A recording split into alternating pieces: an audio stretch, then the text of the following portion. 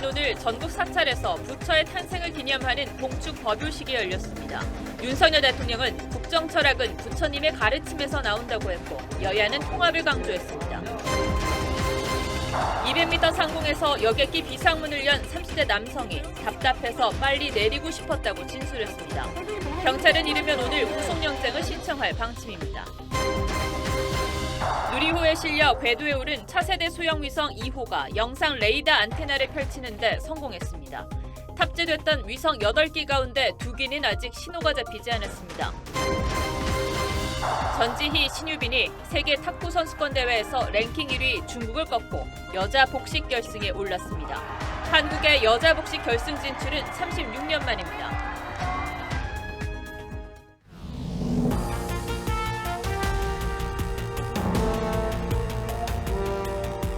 시청자 여러분 안녕하십니까. 뉴스7의 김명호입니다. 연휴가 시작됐습니다만 오늘 전국이 흐리고 곳곳에서 비가 오는 궂은 날씨였습니다.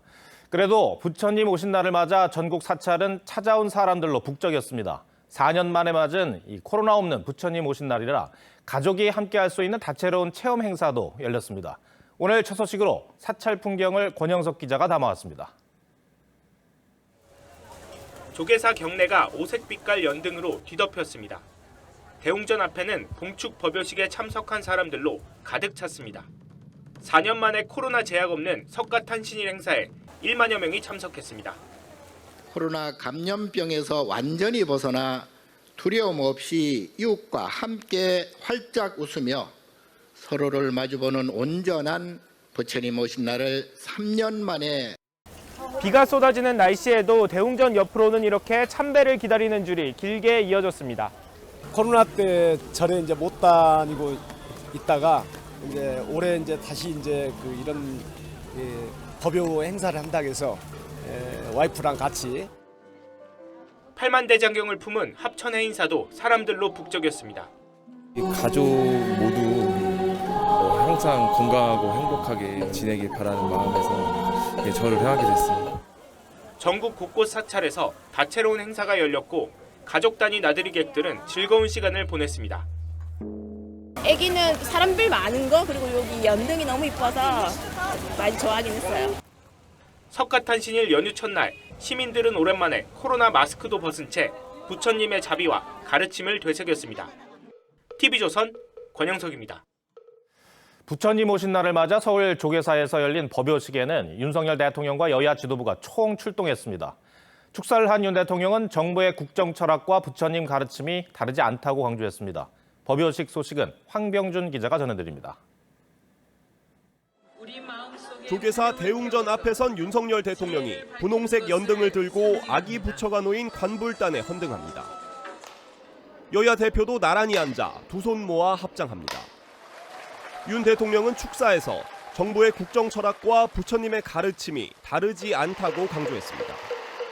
인권 존중과 약자 보호, 세계 평화의 국정 철학은 바로 부처님의 가르침에서 나오는 것입니다. 윤 대통령은 또 지진 피해를 입은 튀르키예와 시리아에서 구호 활동에 나선 불교계에 감사 인사도 전했습니다. 수많은 이재민이 일상을 되찾을 수 있도록 도와주신 우리 불교계의 구호 활동은 전 세계에 큰 감동을 주었습니다.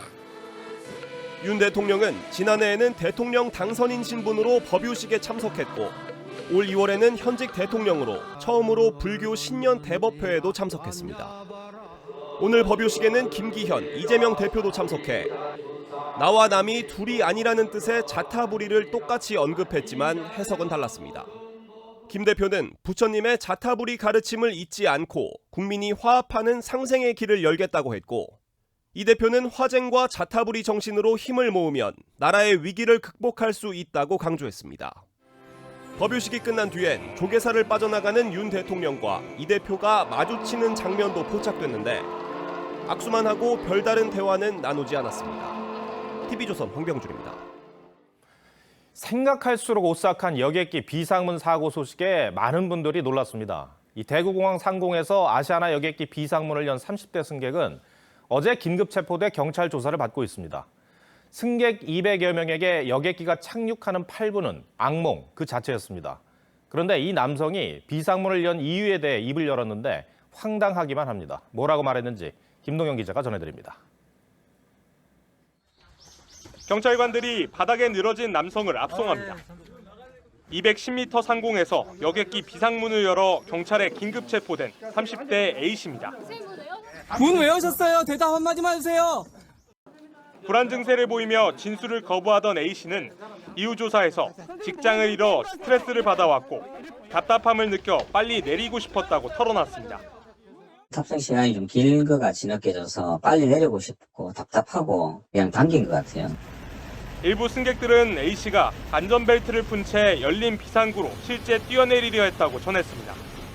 갑자기 내리려고 하시는 중에 승객분들이 한 10분 정도 나가가지고 그분을 끌어당겼어요. 여객기는 비상구가 열린 채 8분 만에 착륙을 마쳤지만 승객 200여 명은 극도의 공포감을 겪어야 했습니다. 이 가운데 9명은 호흡곤란 등으로 병원 치료를 받았습니다. 진짜 손발 떨리고 어지럼증도 호소하고 놀란 사람 눈물도 엄청 흘리고. 경찰은 A씨에 대해 항공보안법 위반 혐의로 오늘 안으로 구속영장을 신청할 방침입니다. 탈출구 조작 등으로 항공보안법을 위반하면 10년 이하의 징역형을 받게 됩니다. TV조선 김동영입니다. 정부도 이번 사고를 심각하게 보고 있습니다. 주무부처인 국토교통부는 여객기 비상문이 열린 채 착륙한 이번 사건과 관련해 아시아나 항공 측의 사고 예방과 대응이 적절했는지 조사에 착수했습니다. 아시아나 항공사 측은 비상구 옆 좌석의 판매를 제한하기로 했습니다. 이어서 노도일 기자입니다. 활주로에 멈춰선 여객기의 비상구가 열려 있습니다. 국토부 직원들이 열린 비상구를 둘러봅니다. 210m 상공에서 비상구가 열린 아시아나 여객기입니다. 30대 승객 A씨는 당시 비행기 왼쪽 날개 비상구 옆자리에 앉은 채 손쉽게 비상구를 열었습니다. 가장 가까운 승무원은 반대쪽 날개 옆자리에 있었습니다. 국토부는 대구공항에 조사관을 파견해 항공사 측의 사전 예방 조치와 당시 승무원들의 대응이 적절했는지를 조사하고 있습니다. 예방이라든가 대응할 수 있는 그런 절차들이 적정했었나 하는 부분. 승객에 대한 절차, 규정과 이런 절차를 좀 조합적으로. 아시아나 항공은 이 같은 사고 재발을 막기 위해 만석인 경우에만 비상구 좌석을 판매하겠다고 밝혔습니다. 좌석의 경우에는 이제 최대한 공석을 유지하도록 자체적으로는 이제 조치를. 정부는 승무원의 지시에 따라 대피를 도울 능력이 있는 승객에게만 비상구 좌석을 배정하도록 규정하고 있습니다. 비상구 근처 좌석에 탑승했다가 호흡곤란 등을 호소했던 전국 소년체전 제주도 대표 선수단은 병원 치료와 심리 치료를 받은 뒤 오늘 열린 경기에 차질 없이 출전했습니다. TV조선 노도일입니다. 지구를 박차고 올라간 누리호가 우주로 쏘아올린 차세대 소형 위성 2호가 안테나를 펼치고 본격적인 임무를 위한 준비에 나섰습니다. 함께 우주로 간 도요셋 위성 1기도 추가 교신에 성공했습니다. 유혜림 기자가 보도합니다.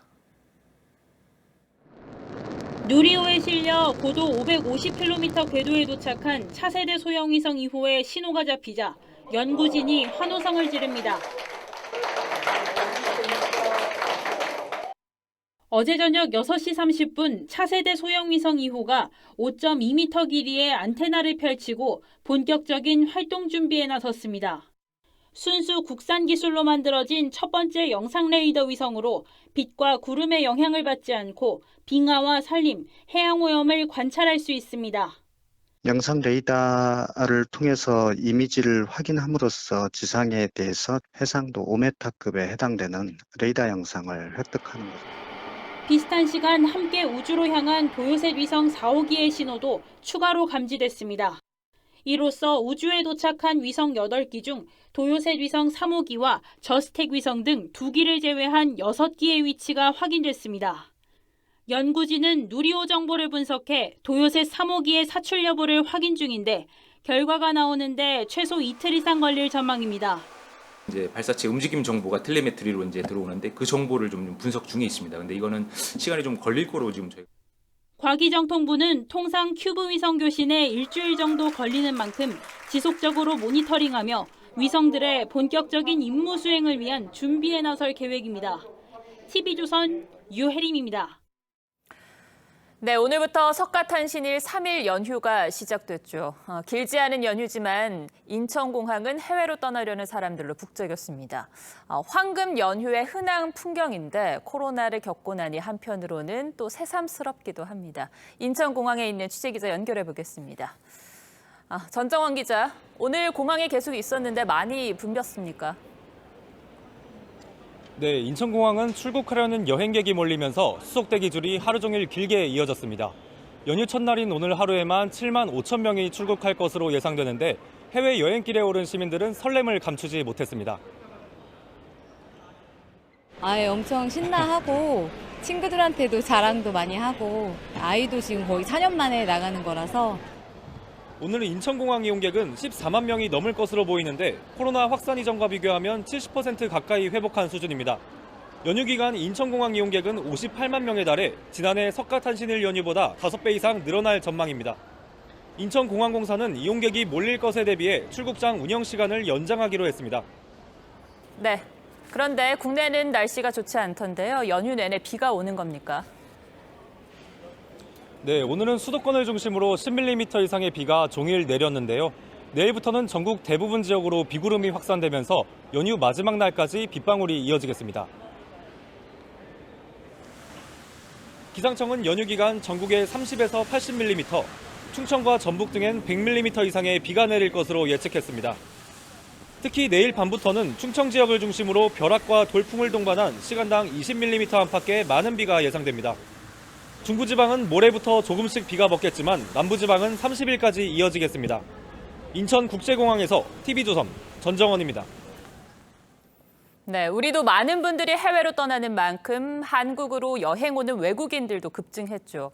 그런데 코로나 사태를 기점으로 달라진 게 있습니다.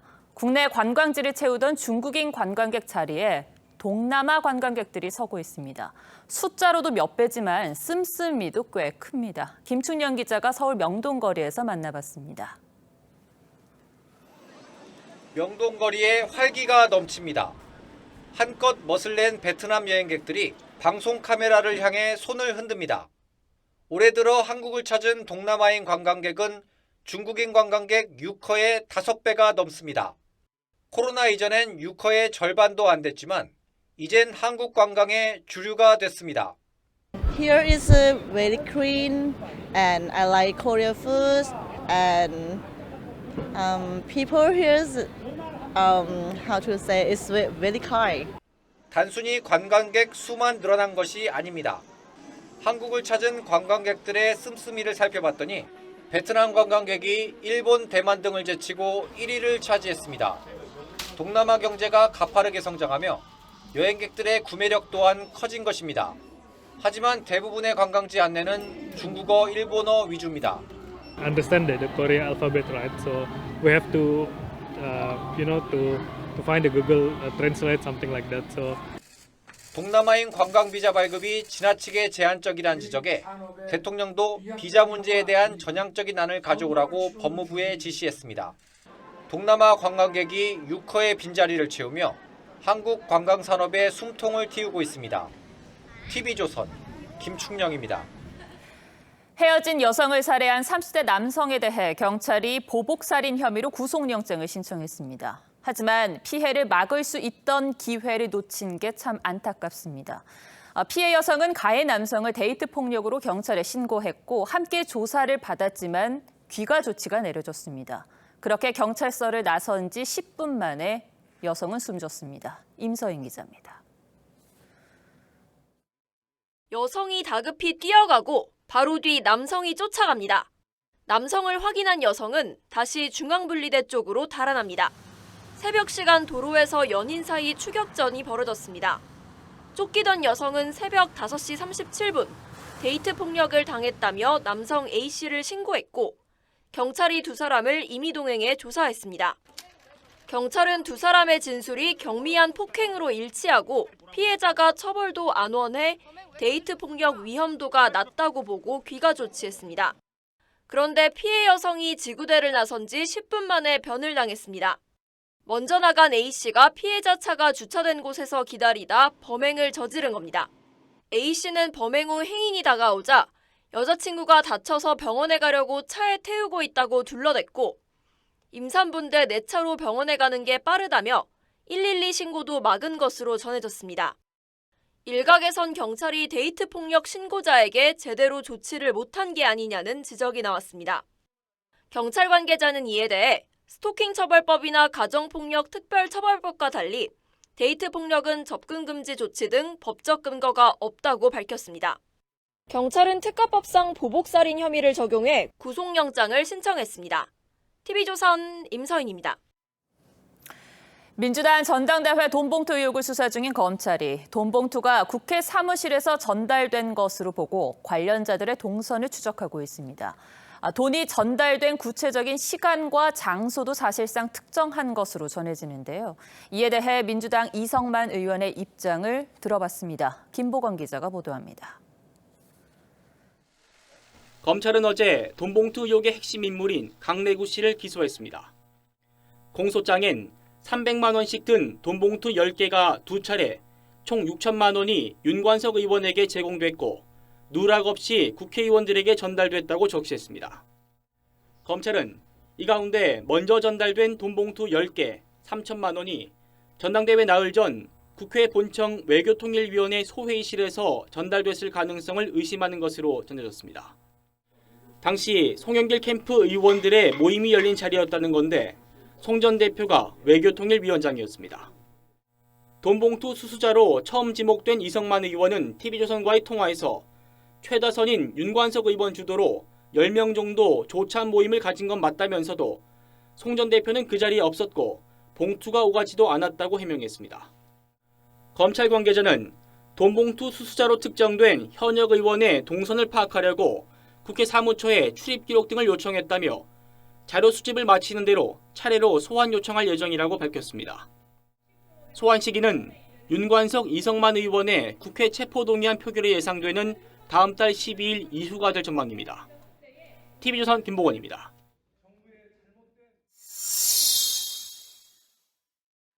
정부가 외국인 가사도우미 제도를 본격적으로 검토하기 시작했습니다. 하반기 시범 사업을 목표로 비자와 최저임금제 등 관련 논의에 들어갔고 여론 수렴에도 나섭니다. 과연 현실성이 있을지 사회정책부 차정승 기자와 따져보겠습니다. 자, 차 기자, 외국인 가사도우미 제도 논의는 심각한 저출산 문제에서부터 출발을 했습니다. 대한민국이 지구상에서 가장 빨리 사라지는 나라가 될 거라는 전망도 나오는데 그만큼 심각합니까? 네, 그렇습니다. 먼저 최근 출산율 통계를 보겠습니다. 올해 1분기 합계 출산율은 0.81명으로 1분기 기준 역대 최저를 기록했습니다. 합계 출산율이 1명 밑으로 떨어진 건 이미 2019년이었는데 거기서 계속 떨어지고 있는 겁니다. 정부가 17년간 320조 원을 관련 대책에 쏟아부었지만 출산율 세계 꼴찌 오명은 벗지 못하고 있습니다. 네, 사실 아이를 낳지 않는 데는 여러 이유가 있잖아요. 그중에서도 해법으로 이 외국인 가사도우미 카드를 꺼냈다는 건 양육 문제에 초점을 맞추겠다는 겁니까? 최소한 양육비가 부담이 돼서 애를 안 낳겠다 이런 말은 나오지 않게끔 하겠다는 겁니다. 특히 많은 여성들이 양육과 가사 부담에 출산 후 일을 그만두고 있는데요. 예. 지난해 경력 단절 여성 140만 명 가운데 10명 중 4명이 양육 부담이 원인이었다는 통계도 있습니다. 외국인 가사 도우미를 들여와서 이런 부담을 덜어주겠다 이런 얘기입니다. 그 부담을 월 100만 원 수준으로 낮춰주겠다라는 건데 이 100만 원 가사 도우미를 도입하는데 현실적으로 가장 큰 장벽은 뭐가 있습니까? 네, 바로 이 핵심은 이 최저임금법을 적용받느냐 이겁니다. 현재 최저임금은 시급 9,620원이고요. 이 월급으로 따지면 201만 원인데요. 이 가구당 월 평균 소득 505만 원의 절반쯤 되니까 부담이 될 수밖에 없죠. 이 100만 원 가사 도우미가 그래서 필요하다는 겁니다. 이를 위해서 최저임금을 적용받지 않는 가사 도우미 도입 법안이 발의된 상태입니다. 자, 이미 같은 제도를 도입한 나라도 있더라고요. 홍콩과 싱가포르가 맞죠? 여기는 제도가 어떻게 정착이 돼 있습니까? 네, 이 싱가포르는 인력을 파견하는 본국의 임금 수준에 맞춰서 외국인 가사도우미에게 주고 있는데요. 이 필리핀 가사도우미의 경우 월 60만 원에서 90만 원 정도를 받고 있고요. 예. 홍콩도 외국인 가사도우미에 적용하는 최저임금을 따로 책정하고 있습니다. 자, 이렇게 법적인 문제도 풀어야겠지만 사실 사회적 논란도 뒤따를 수밖에 없는 정책일 수밖에 없는데요. 우선 외국인 차별 논란이 가장 먼저 우려가 됩니다. 네, 아무래도 이 국내 가사도우미보다 이제 급여가 적기 때문일 텐데요. 이 싱가포르의 동남아 가사도우미 분들의 얘기를 들어보겠습니다. Have you ever thought that it is rather unfair? I didn't feel that way. 4 times a month, back home also with our family. 네, 이분들은 현지인의 임금이 아니라 본국과의 임금과 비교해서 이 차별이 아닌 차등으로 보겠다는 건데요. 이 한국 시장이 열린다면 꼭 오고 싶다는 의견도 있었습니다. 네, 결국 아이를 키우고 싶은 나라로 만드는 게 핵심일 텐데요. 앞서 차 기자가 언급했듯이 320조 원을 투입하고도 저출산 문제가 악화된 만큼 이 제도만큼은 실효성 있는 방향으로 꼼꼼히 검토를 해봐야겠습니다. 네, 차 기자 잘 들었습니다.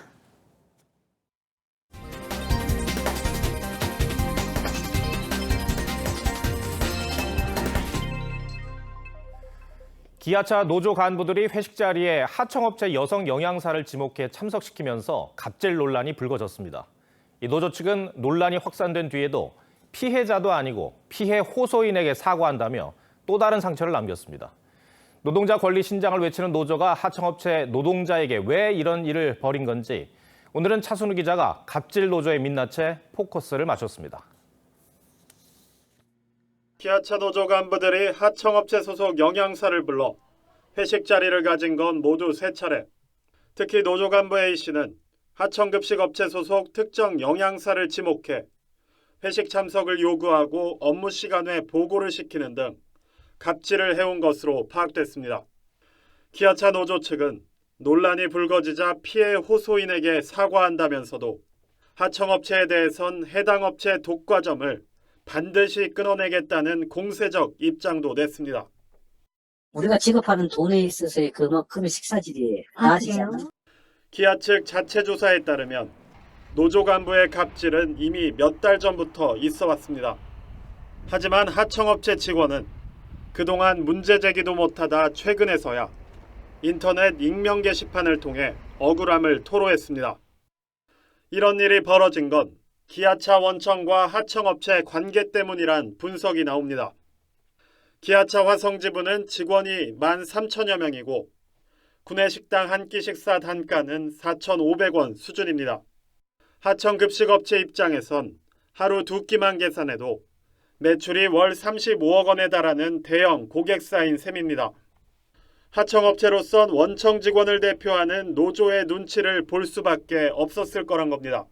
노동자 간부 같은 경우는 실질적으로 회사 임원이나 거의 같은 입장으로 보거든요. 바꿔달라고 하면은 회사가 그걸 안 들어줄 수 있는 입장은 아니거든요. 노조에 갑질이 있더라도 문제를 제기하면 하청업체 전체 피해가 갈 수 있기 때문입니다.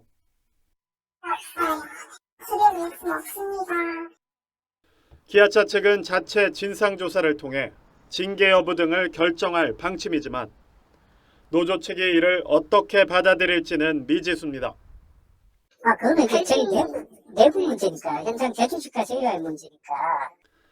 노동자 인권과 권리 신장을 외치는 노동조합이 하청업체 노동자 권리 보호는 외면해온 게 아닌지 뉴스7 포커스입니다. 네, 이번 주 프랑스에서 열린 세계동물보건기구 총회는 우리 정부와 축산업계에 큰 아쉬움이 남았습니다. 구제역 청정국 지위를 되찾아 해외 수출길이 열릴 것으로 기대했기 때문입니다. 하지만 지난 10일 구제역이 발생하면서 수포로 돌아갔죠. 다시 청정국에 도전하려면 2년 넘는 시간이 필요합니다. 윤재민 기자가 보도합니다. 수출은 이번이 최초 사례로서 세계 한가지 산업을 서도하는 말레이시아의 수출 계기로 지난 3월 최초로 할랄 인증을 받아 말레이시아로 수출길이 열렸던 한우. 농림축산식품부는 지난해 44톤이던 한우 수출 물량은 올해 200톤으로 늘리겠다는 계획을 세웠습니다. 지난 25일 세계동물보건기구의 정기총회에서 구제역 청정국가로 인정받을 수 있다는 기대감 때문이었습니다. 지난 2014년 청정국가로 인정을 받았다가 2017년에 취소되고 6년 만입니다. 우리나라가 구제역, 소해면상 뇌증 등 4개 질병에 대해 청정국 지위를 인정하는 결의안이 채택되었습니다. 하지만 지난 12일 구제역이 발생하며 청정국 지위를 얻는 데 실패했습니다. 구제역 발생국은 청정국이 아니어서 소고기와 돼지고기를 수출하기 어렵기 때문에 수출 물량을 늘리려던 정부 계획에도 차질이 생겼습니다. 생산량 증가로 폭락한 한우 도매가를 정상화시키기 위해 수출을 통해 국내 유통량을 줄이려던 계획이 틀어진 겁니다. 수출로 조금 이제 공급을 조금 해소시키려고 했었던 부분이 또 지금 안 되고 하니까 이제 가격이 이제 하락하는 게 또 추가적으로 또. 안 그래도 위축된 소비 심리에 수출길까지 막히며 농가의 한숨이 깊어졌습니다. TV조선 윤재민입니다. 어젯밤 발표된 미국의 물가 지표가 예상보다 안 좋게 나왔습니다. 이 시장에선 그동안 미국 연방준비제도가 곧 금리를 동결할 거라고 기대했는데 이제는 반대로 금리 인상의 무게가 실리는 겁니다. 국내 물가 상황도 공공요금 인상 탓에 좋지 않습니다. 정준영 기자입니다.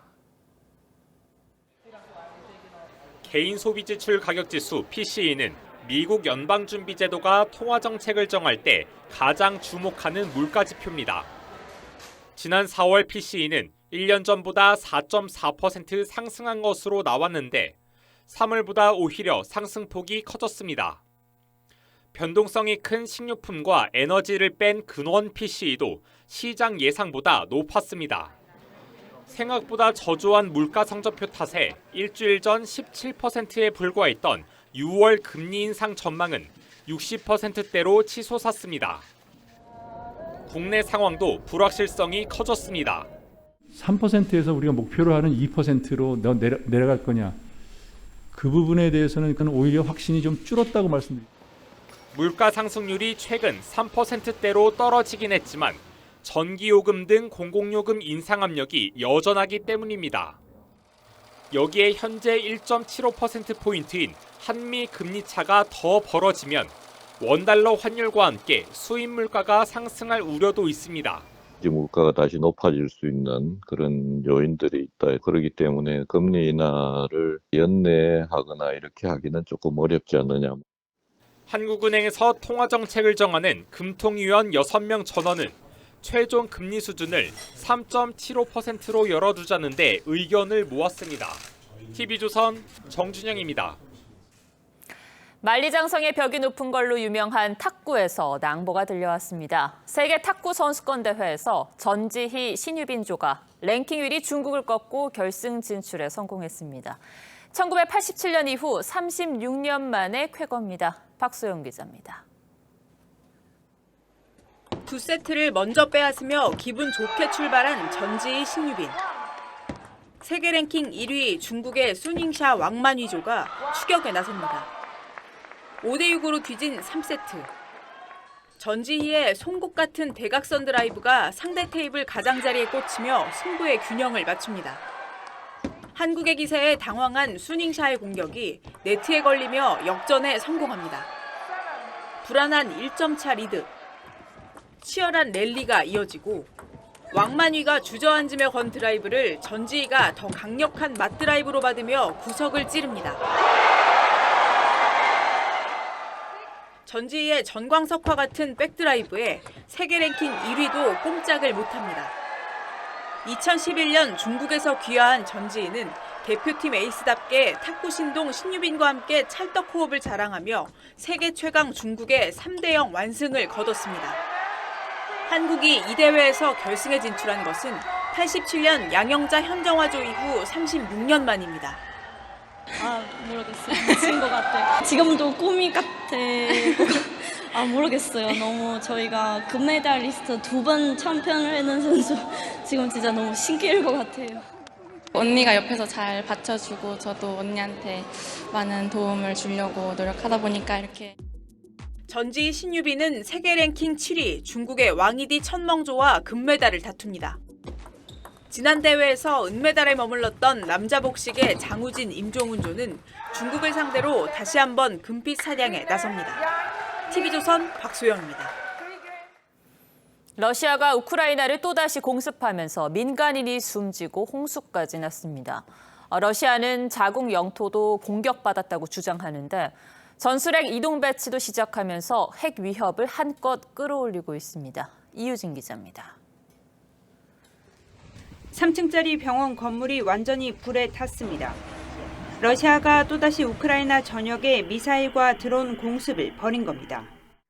우크라이나군이 대부분 요격했지만 일부는 주거 지역에 떨어졌고 최소 2명이 숨지고 30여 명이 다쳤습니다.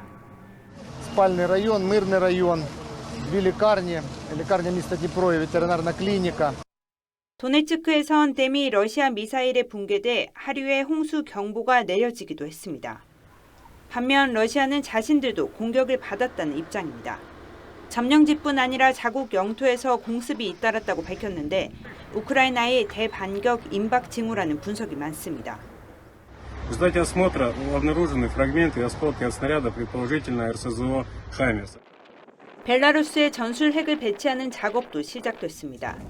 약 27년 만에 러시아가 해외로 핵을 반출하는 겁니다. Места хранения и прочее. Мы все это сделали, поэтому началось перемещение ядерных боеприпасов.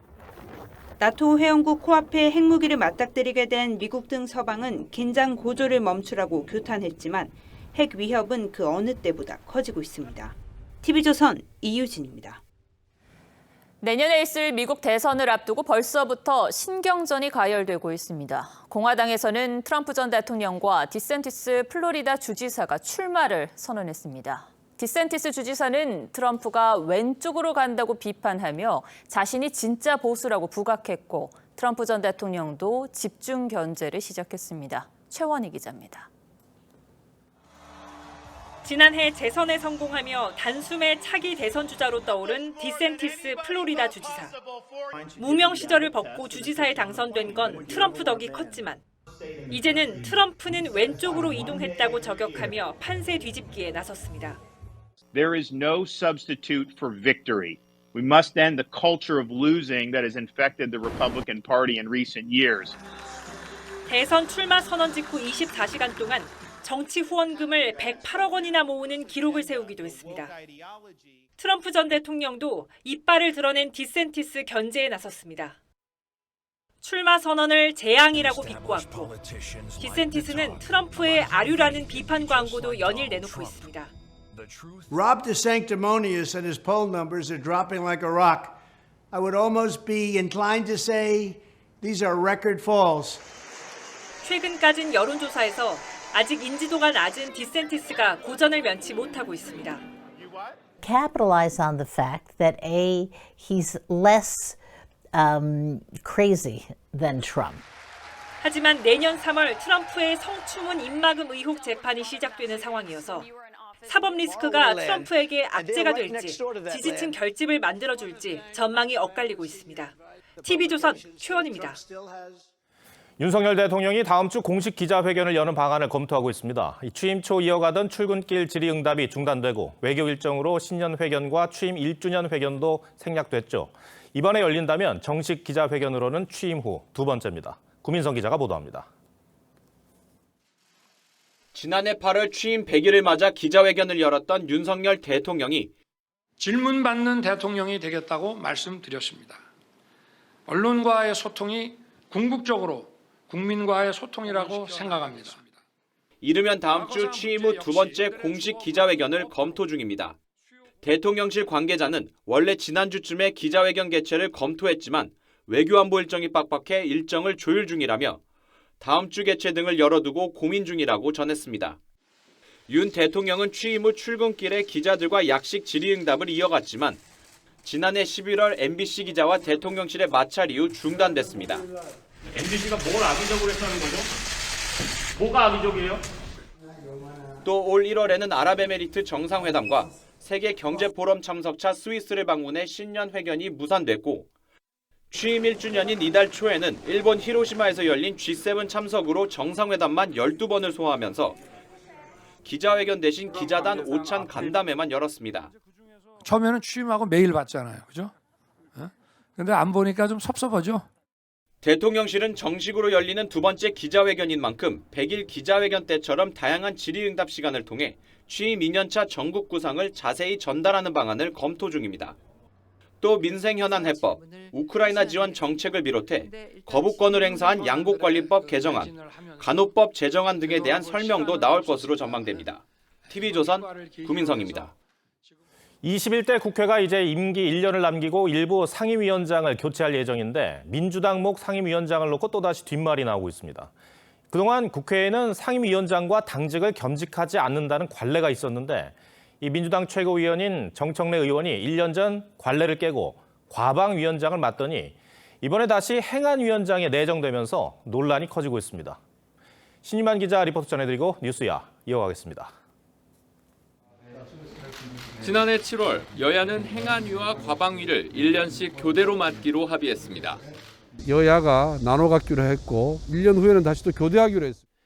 약속대로 오는 30일 국회 본회의에서 일부 위원장을 교체하는데 민주당은 행안위원장에 정청래 의원을 내정했습니다.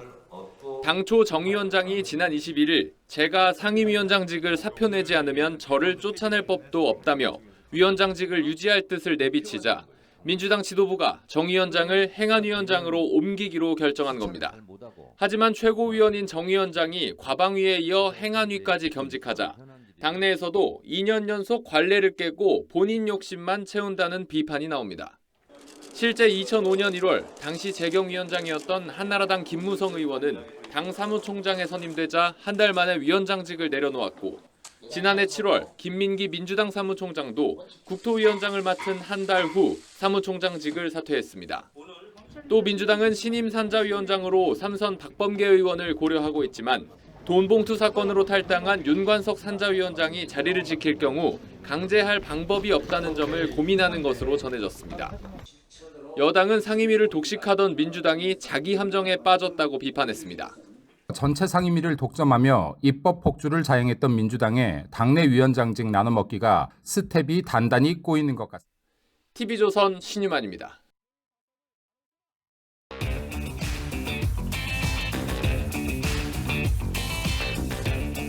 뉴스야 시작합니다. 정치부 김아림 기자 나와 있습니다. 첫 번째 물음표 볼까요? 네, 첫 번째 물음표는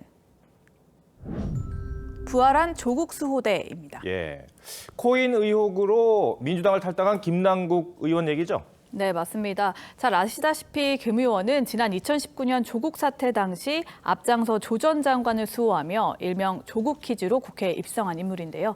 그래서인지 조국 사태 때 조국 수호대를 자처했던 민주당 인사들과 지지자들이 이번에는 김 의원 수호에 나선 모습입니다. 예, 특히 친명계 의원들이 이 김 의원 감싸기에 적극적이죠. 네, 민주당 안민석 의원은 김 의원과의 통화 사실을 최근 공개하면서요. 김 의원이 불법 대선 자금 의혹을 완강히 부인했다면서 거짓말은 안 할 친구라고 옹호했습니다.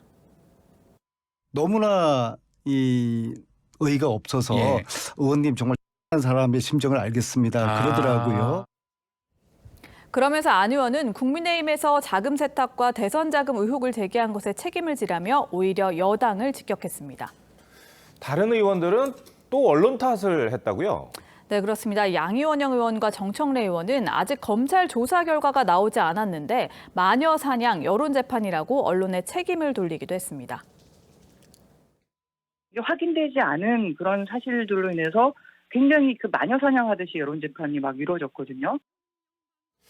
김남국 의원은 그 처신도 조국 전 장관과 비슷한 것 아니냐 이런 말도 나오더라고요. 네, 과거 조 전 장관은 그 웅동학원 채용비리 의혹에 모친 사태와 함께 사회 환원을 약속했지만요. 정작 모친은 작년에 이사장직을 슬며시 연임했고요. 사회 환원도 지지부진한 상황입니다.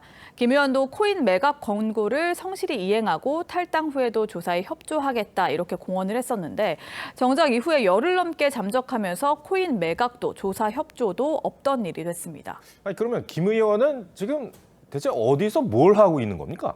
네, 김 의원은 지난 15일 김어준의 유튜브에 나와서 본인 해명을 늘어놓은 이후에 12일째 잠적하고 있는데요. 그 사이에 소속 상임위인 법사위 전체 회의와 소위 본회의에 잇따라 불참했습니다. 지난 18일에 가평휴게소에서 나들이 복장으로 포착이 됐는데 알고 보니까 이날 빗썸으로부터 자신의 거래 내역을 받았다고 합니다. 어제는 한 언론의 지역 사무소에 출근한 모습이 포착이 됐는데요. 잠적한 상태로 자신의 거래 내역을 들여다보고 여론 동향을 살피면서 검찰 조사에 대비 중인 걸로 보입니다. 그런데 김 의원은요, 지난 2021년에 국회의원에게도 무노동 무임금원칙을 적용하자는 내용의 법안을 발의했었습니다. 그런데 정작 본인은 의원으로서 역할은 내팽개치고 자기 방어에만 몰두한다는 비판이 나옵니다. 자맹쇼를 하면서도 국회의원 세비는 따박따박 받고 있습니다. 이 국회의원으로서 부적절한 처신이 계속되고 있는데 윤리위 징계는 어떻게 돼가고 있습니까?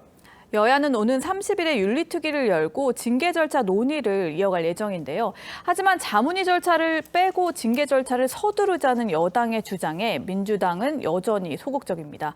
이런 식으로 최장 80일이 걸리는 절차를 다 밟을 경우에 징계 절차는 8월에야 나오는데요. 그래서 여당은 민주당이 사실상 김 의원 지키기를 하고 있다고 비판하고 있습니다. 네, 알겠습니다. 첫 번째 물음표 정해볼까요? 네, 첫 번째 물음표. 부활한 조국 수호대의 느낌표는 묻지마 수호의 결말로 하겠습니다. 네. 노무현 정부 때 청와대 홍보수석을 지낸 조기숙 교수는요. 저서 어떻게 민주당은 무너지는가에서 정권 재창출 실패를 포함한 민주당 위기가 조국 지키기로부터 시작됐다고 지적했습니다. 민주당이 조국의 강에 이어 남국의 바다로까지 빠져들지 아니면 새로운 쇄신의 기회로 삼을지는 민주당 손에 달렸다고 봐야 할 겁니다. 네. 두 번째 물음표는 뭡니까? 네, 두 번째 물음표는 국민안전도 아시타비입니다. 네. 그러니까 후쿠시마 오염수 방류와 관련된 얘기를 해보자는 건데, 근데요, 아시타비가 무슨 뜻이죠? 네, 나는 옳고 남은 그르다. 내로남불과 비슷한 뜻인데요. 민주당이 후쿠시마 오염수 방류를 강력 반대하며 장외 투쟁까지 나서는 것을 두고 한편에서는 정권에 따라 입장이 바뀐다는 지적이 나오고 있습니다. 그때하고 지금하고의 달라진 중대한 사정 변경이 뭐가 있습니까? 솔직히 정권이 바뀌었다는 것밖에 없습니다. 너무 우리가 정치 선동하고 공포를 자극한다. 실제 민주당 입장이 바뀐 게 있습니까? 문재인 정부 당시에 정의용 외교부 장관은요. 일본의 오염수 방류가 IAEA 기준에 맞는다면 반대하지 않겠다고 말한 바 있습니다. IAEA 기준에 맞는 그 적합성 절차에 따라서 된다면 저희가 굳이 반대할 건 없다고 봅니다. 지금 정부 입장과 크게 다르지 않은 것 같은데요? 네, 그렇습니다. 또 2020년 문재인 정부 당시에 정부 합동 TF 조사 보고서도 재조명이 되고 있는데요.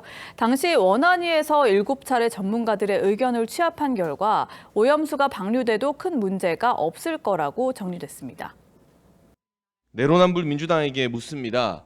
문재인 정부의 전문가들과 정부 합동 TF 보고서를 믿지 못하겠습니까? 이에 대해서 민주당은 뭐라고 얘기를 합니까? 민주당은요, 그 보고서는 동향 보고일 뿐 정부의 정리된 입장이 아니라고 선을 그었고요. 정 전 장관 발언도 과학적 근거와 합의를 전제로 한 것이라고 반박했습니다. 그러니까 과학적 근거가 중요하다는 민주당 말 100번 맞는 얘기죠. 근데 그렇다면은 민주당도 이번 그 시찰단 조사 결과라도 좀 두고 봐야 하는 건 아닙니까? 네, 후쿠시마 시찰단이 5박 6일 현장 점검을 마치고 어제 귀국을 했는데요. 하지만 민주당은 아직 발표되지도 않은 결과를 벌써부터 신뢰할 수 없다면서 오염수 방류가 큰 문제로 이어지는 것이 확정된 것처럼 주장하고 있습니다. 이미 제주도, 부산, 이 해안 일대의 횟집들이 문을 닫고 있다고 하지 않습니까? 두 번째 물음표도 정리해볼까요? 네, 두 번째 물음표, 국민안전도 아시타비의 느낌표는 제2의 광우병 괴담의 피해자는 국민으로 하겠습니다. 네. 국민 건강과 직결되는 문제에 근거 있는 문제 제기는 야당의 책무이기도 할 겁니다. 하지만 지난 2008년 광우병 사태처럼 확인되지 않은 괴담으로 불안만 조장한다면 그 피해는 고스란히 국민에게 돌아간다는 점, 이번에는 잊지 말아야 할 겁니다. 김아린 기자, 잘 들었습니다.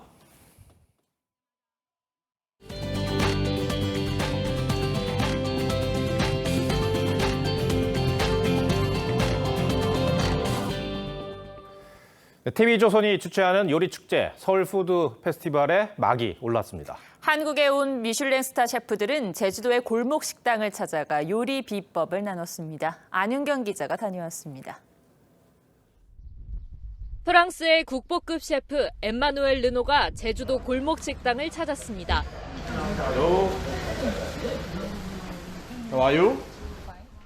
성게 미역국과 우럭조림을 맛보고 식당에 있던 재료를 이용해 프랑스식 생선 요리를 선보입니다.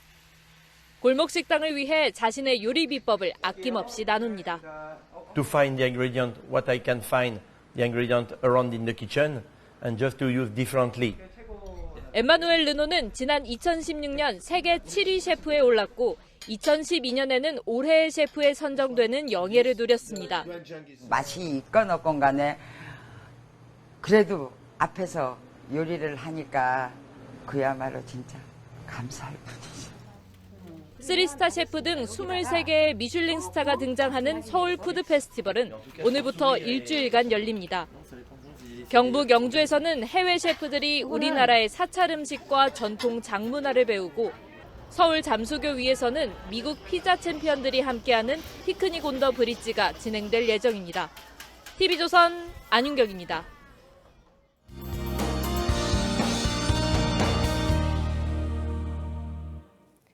연휴 시작부터 날씨가 참 심술궂습니다. 오늘 밤까지도 중부 지역으로는 비가 내리겠고요. 내일과 모레는 전국에서 비가 내립니다. 특히 내일 밤부터는 충청으로, 모레는 남부 지역으로 시간당 20mm 안팎의 강한 비가 쏟아지겠습니다. 비가 길게 이어지면서 내리는 양도 많겠습니다. 중부와 남부 지방, 제주로는 30에서 최대 80mm가 예상되고요. 충청과 전북, 일부 경북 지역에서는 최고 100mm 이상이 전망됩니다. 내일 아침 기온은 18도 안팎으로 오늘과 비슷하겠고요. 낮 기온은 대구와 전주가 24도로 남부지방의 고온 현상도 내일은 한풀 꺾이겠습니다. 내일 서해상으로는 돌풍과 함께 천둥 번개가 치겠습니다. 제주 해상으로는 너울성 파도에 주의하셔야겠습니다. 수도권과 강원 지역의 비는 모레 정오 무렵이면 그치겠지만 남부는 화요일까지, 제주는 수요일까지 이어지겠습니다. 날씨였습니다. 5월 27일 부처님 오신 날 뉴스7 마치겠습니다. 시청해주셔서 고맙습니다.